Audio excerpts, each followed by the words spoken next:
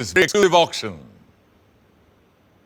और ये है लेडीज एंड जेंटलमैन भारत के संविधान की ओरिजिनल कॉपी, उन 1000 कॉपियों में से एक जिन्हें कॉन्स्टिट्यूएंट असेंबली मेंबर्स के लिए स्पेशली तैयार किया गया था. A very rare and truly a collector's item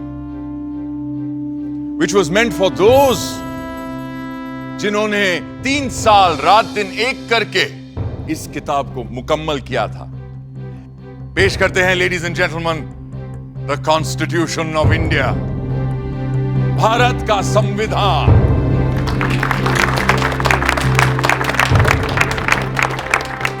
ये कोई आम किताब नहीं बल्कि प्रतीक है हमारे मुल्क का. पर कभी सोचा है आपने कि ये मुल्क आखिर होता क्या है? समाजशास्त्री कहते हैं कि एक ही नस्ल, धर्म, जबान, परचम और हुक्म को मानने वाले बाशिंदों के समूह से बनता है एक मुल्क, एक देश. मगर हिंदुस्तान जैसे बहुत सी भाषाओं, धर्मों और तमाम जातियों प्रजातियों वाले सब कॉन्टिनेंट को किसी तंग नज़रिए से नहीं देखा जा सकता है. और ऐसे मुल्क, ऐसे समाज में पुरानी रीतियों को तोड़कर सबको साथ लेकर आगे चलने के लिए किसी पुराने कानून से भी काम नहीं चल सकता है. इसीलिए हमारे पुरखों ने बनाया था हमारा संविधान, हमारा कॉन्स्टिट्यूशन, हमारा आईन. ये आईन ही तो वो आईना है जिसमें देखकर ही हम खुद को पहचान पाते हैं और संवार भी सकते हैं. आज से मैं आपको इस जादुई आईने के अंदर के संसार की सैर पर ले जाऊंगी. ये कैसे बना, कब बना, किस किसने बनाया और क्यों बनाया? तो चलिए चलते हैं वहां जहां कहानी शुरू हुई थी, हमारे संविधान की. बट फर्स्ट थिंग्स फर्स्ट, पहले आप भी तो ठीक से देख लीजिए उस मुकद्दस किताब को जिसकी बात हम कर रहे हैं.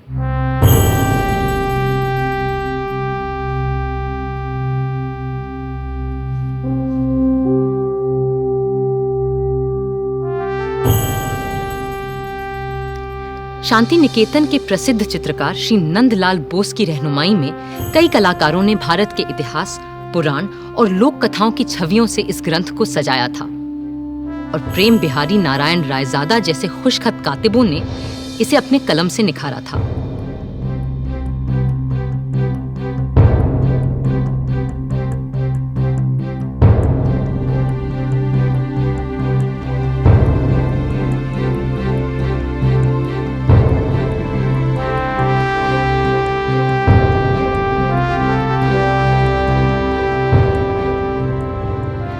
मगर ये काम मुश्किल होते हुए भी बहुत आसान था उस काम के मुकाबले जो इस संविधान की कल्पना कर इसे लिखित रूप देने वालों ने संविधान सभा में पूरे 3 साल लगाकर किया था. क्योंकि वह कल्पना केवल एक किताब की नहीं थी, वह तसव्वुर था एक नए मुल्क का, एक नए समाज का, एक ऐसी नई संस्कृति का जो इससे पहले इस संसार में कभी देखी नहीं गई थी. दिसंबर 1946 में जिस इमारत की तामीर शुरू की गई थी, असल में उसकी नींव बहुत पहले रखी जा चुकी थी. 1857 की क्रांति के दौरान बागी सिपाहियों ने भी हिंदुस्तान का एक अपना संविधान बनाने की कोशिश की थी. उनका विद्रोह तो जल्दी ही दबा दिया गया, मगर आजाद देश का एक अपना आईन बनाने का सपना न दबा था न हारा था. और जैसे जैसे महात्मा गांधी के नेतृत्व में आजादी की आवाज तेज हुई तो अपना संविधान बनाने की मांग भी और तीव्र होती गई. My mentor Gopal Krishna Gokhale presented to the British government a note on the Constitution in 1914. And the British said, yes, we will accept it after the war. But now they want to make a constitution for us. But you know, a constitution for India should be and can be framed only by Indians. Now it works. What will you do with this spinning wheel, Mr. Gandhi?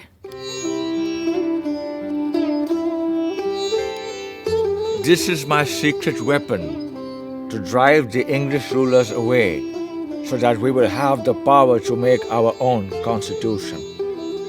अब गांधी जी की सरपरस्ती में इतिहास ने दोबारा हमें एक नए भारत को गढ़ने का मौका दिया था। कांग्रेस नेता और आला वकील पंडित मोतीलाल नेहरू ने 1928 में एक रिपोर्ट तैयार की जिसे नेहरू रिपोर्ट या स्वराज संविधान के नाम से भी जाना गया। और उनके बाद जब उनका बेटा जवाहर कांग्रेस का सदर बना तो उस युवा नेता ने हिंदुस्तान के अपने संविधान के सपने को और शदीद तरह से सबके सामने रखा। आजादी दी नहीं जाती, स्वतंत्रता किसी कानून के नुक्ते को बदलकर नहीं मिला करती। इस तरह तो नए निजाम के नाम पर अंग्रेजों की पुरानी गुलामी को और मजबूत किया जाएगा। सच्ची आजादी तब मिलेगी जब हम अपनी चुनी हुई संविधान सभा के जरिए खुद अपने देश का संविधान सोचेंगे, अपना आईन तय करेंगे, अपना कॉन्स्टिट्यूशन बनाएंगे। भारत माता की जय! भारत माता की जवाब में अंग्रेजों ने सन 1935 में एक गवर्नमेंट ऑफ इंडिया एक्ट बनाया। ये एक्ट भारतीयों की उम्मीदों से न सिर्फ बहुत कम और अलग था, बल्कि इसकी वजह से कांग्रेस और मुस्लिम लीग के दरमियान दूरियां और बढ़ने लगीं। इस बीच दूसरे विश्व युद्ध के दौरान सन 1945 में डॉक्टर तेज बहादुर सप्रू ने सभी पार्टियों से मशवरा करके एक सांझे संविधान का खाका बनाने की कोशिश की। उधर वर्ल्ड वॉर II की मार और इधर आज़ाद हिंद फौज और भारत छोड़ो आंदोलन के चलते अंग्रेजों का भारत पर अनंत काल तक राज करने का इरादा नेस्तो नाबूद हो चुका था। विंस्टन चर्चिल युद्ध तो जीते, मगर बेचारे चुनाव हार गए और बर्तानिया के नए प्रधानमंत्री क्लेमेंट एटली ने कहा कि भारत के लिए नया संविधान बनाने और मुसलमानों को अलग अधिकार देने की मुस्लिम लीग की मांग पर काम फौरन शुरू किया जाएगा। इसी के मद्देनजर पहली बार हिज मैजेस्टी की सरकार के 3 कैबिनेट मंत्री एक साथ भारत भेजे गए और ये कहलाया cabinet mission. Believe me, India will be a much better place after you have left us to ourselves. That's precisely what we ought to do, Mr. Gandhi. Our only fear is whether it's possible to minimize the violence and the bloodshed which is predicted in this subcontinent when it breaks into Hindustan, Pakistan, and Princeton. Then don't break India. But what about Mr. Jinnah's Pakistan? Why will you listen to my brother Jinnah if you are not ready to listen to others? And why do you presume that Jinnah will not see sense when you meet him in Shimla? I do wish your hopes come true when we meet in Simla, but it is important that you're also present there. What will I do there? I'm neither a member of the Congress nor of the Muslim League or of the other outfits that you have invited there. But still, we will need your wise counsel in Simla when discussions are held about an interim government and a new constitution for India. लाट साहब यानी vice Roy की शिमला कोठी में बैठक लग रही थी और वहां भारत भर की अहम सियासी हस्तियां जमा हो रही थीं। कांग्रेस की तरफ से आए थे उनके अध्यक्ष मौलाना आज़ाद, साथ में थे पंडित जवाहरलाल नेहरू, सरदार वल्लभ भाई पटेल और खान अब्दुल गफार खान। मुस्लिम लीग की तरफ से थे मिस्टर जिन्ना, जिनके साथ थे लियाकत अली खान, सरदार निश्तर और नवाब इस्माइल खान। फिर सिख, पारसी, ईसाइयों और दलितों के नुमाइंदे भी थे। उधर पूरे मुल्क में फैले सैकड़ों रजवाड़ों की तरफ से वहां मौजूद थे भोपाल के नवाब मोहम्मद हमीदुल्ला, जो उन दिनों चेंबर ऑफ प्रिंसेस के चांसलर थे। Friends, the winds of change have swept the old order all over the world, ever since this bloody war has started.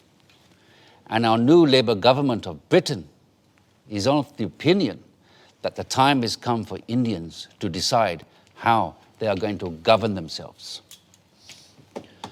And the purpose of this meeting is to have discussions with all of you, the representatives of British India and the Indian states, is to secure a way of framing the constitution of a free India.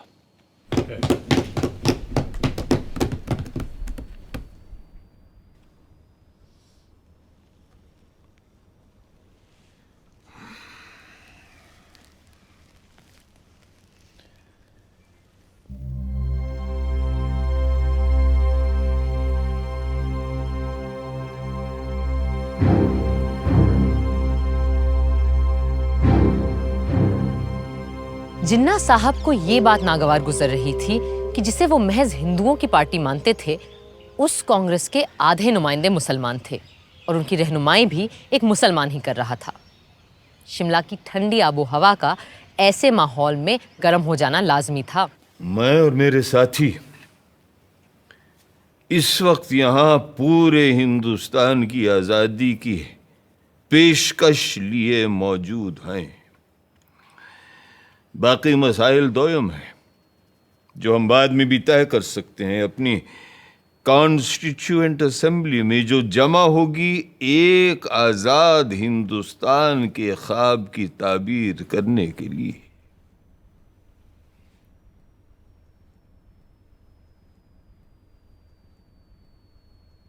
My colleagues and I stand here for the independence of the whole of India. Other matters are subsidiary to this and can be discussed and decided in the Constituent Assembly, which will make a blueprint for an India of our dreams. Dreams that may turn into nightmares for the Muslims of this country if we allow the Congress to have its way. That's why it's imperative that we Muslims of India have our own group of states that may decide its own constitution. What are the groupings you have in mind, Mr. Jinnah? All the Muslim majority states like Sindh, Punjab, Balochistan, and Northwest Frontier Province will form the first group. And the states of Assam and Bengal will be in the second group. Mr. Jinnah, if, as you suggest, these groups separate from the body of India, then pray tell us, what is left for the Constituent Assembly to make laws for? The rest of India in the center and the south? And what happens to the princely states? Well, they can have their own constituent assemblies. This is not acceptable to us. We are here to discuss the fate of a united India, not to break India into pieces. And if this is the purpose of this mission, I'm afraid we have no business being here. In that case, I'll be forced to adjourn the meeting. जिन्ना साहब चाहते थे कि हिंदुस्तान के पूर्व में असम और बंगाल और पश्चिम में 4 मुस्लिम बहुल सूबों के लिए एक अलग संविधान सभा बने और बाकी के भारत के लिए दूसरी संविधान सभा, और राजे रजवाड़े खुद अपने आप तय करें कि उन्हें किसी के साथ जाना है या खुद मुख्तार रहना है। जाहिर है कांग्रेस के नेताओं को ये अनेक संविधानों की सूरत बिल्कुल बर्दाश्त नहीं थी। कल कुछ लोगों ने ग्रुपिंग्स के लिए एक तजवीज़ पेश की थी जो हमारे मुल्क को मजहब व मिल्लत की बिना पर बांटने की एक पेशकश है। हम ऐसी किसी भी तरह की पेशकश के सख्त खिलाफ हैं। हिंदुस्तान एक मुल्क है, आप सुन रहे हैं लियाकत अली खान साहब। हिंदुस्तान एक मुल्क है और एक ही असेंबली इसका आइन बना सकती है जिसमें तमाम सूबों, इलाकों, मजहबों और फिरकों के चुने हुए मेंबरान और राजे रजवाड़ों के भेजे हुए नुमाइंदे भी शामिल होंगे।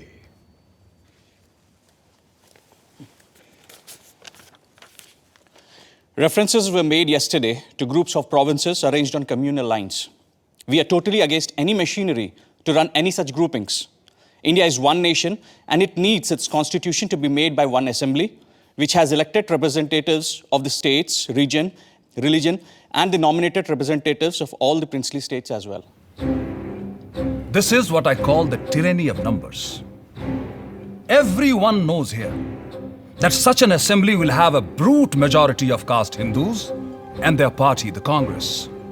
And in the game of numbers, minority Muslims will have no say left. That's why we need 2 assemblies, so that Muslims can frame their own laws. मगर मेरे भाई जिन्ना, क्या आज तक हमारे पास हिंदुओं के लिए अलग और मुसलमानों के लिए अलग आइन थे? नहीं थे ना? तो फिर यकबयक आज इन 2 कानूनों की जरूरत क्यों आन पड़ी? क्यों? I trust the British sense of fair play. But with the Hindus ruling India through their Congress, Muslims need a special constitutional protection. I have gone through the length and breadth of India and I know how vulnerable Muslims are feeling today. And as their sole representative here, it is my duty to... ये आपसे किसने कह दिया कि मुसलमानों के अकेले नुमाइंदे आप ही हैं? अरे भाई, मुसलमान तो हम भी हैं, क्यों मौलाना? Well, I do not need to establish my credentials here. Because the Muslims of this country know who stands here for their rights and who here is a paid quisling Muslim masquerading as their representative. I take strong objection to such a remark being made about my esteemed colleague. Mr. Jinnah, if I've got you right, you need these groupings because of the communal mistrust that exists in this country.